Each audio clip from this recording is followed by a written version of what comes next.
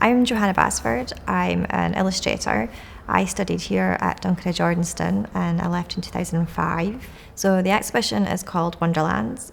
The idea is that you find yourself in this sort of inky black and white magical space, and I really like the idea of sort of tumbling down the rabbit hole like Alice did and finding yourself in a different land almost, I guess. I work with photography, but I'm interested in photography also as material in itself. I'm from Los Angeles, California. I'm here installing my show. What a slight, what a sound, what a universal shudder. The piano drop prints in here show the frame, the sort of the lit space or the void within which the action is going to happen, and then the second shot next to it is the piano in midair, which is captured in slow motion photography and was also a sound recording. But what we see here is just this 1,000th of a second where the piano's in midair with this moment. The one other thing relating to the piano drop prints is that the wood that these images are framed in is the wood from the piano that was dropped, so it's been reclaimed, and you see the sort of, the image is represented as a kind of, the image is an object, and it relates to the actual the event when the piano was dropped. Paintings quite often come from different ideas and observations just sort of overlapping, coming together. And initially when I was in Cali, there was a point where there was a bit of a riot kind of broke out around us. And in the middle of this chaos, I looked over, and in a bit of waste ground a couple of 100 yards away, there was this guy just standing on his own in very ethnic-y clothing, and he must have been sort of 18, 20, he was a young guy, and he had his hands up in the air. The hands are turned out, and that's what he looked like.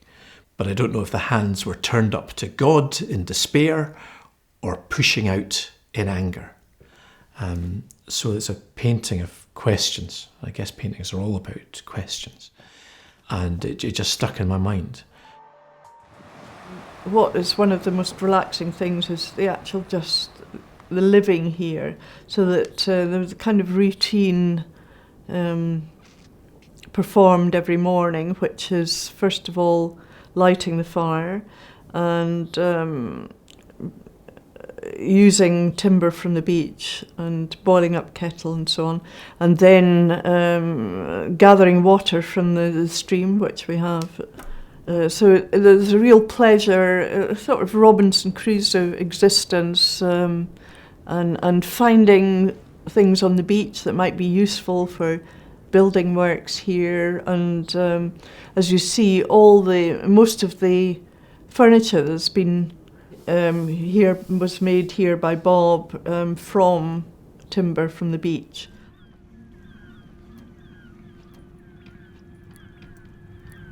Ukiuni si kingurisano qasatingalungu naluarpusila pissusiaqanuq allangoriartortingissanersoq imminermini amma isumangisuungami aalisakkamani. You can also see it on the way our dogs are put on the sledge. We use a half moon form instead of they do in Alaska and Canada. They use the 2 and 2 and 2. We use a half moon because that's the best way to use when you drive over ice. That when I was a kid, every single day you heard sounds that sounded like thunder, but it wasn't. It was these giant icebergs cracking apart. Just one single crack in one of these 50-meter tall icebergs sounded like a thunderbolt. We grew up with that sound, and now it's gone.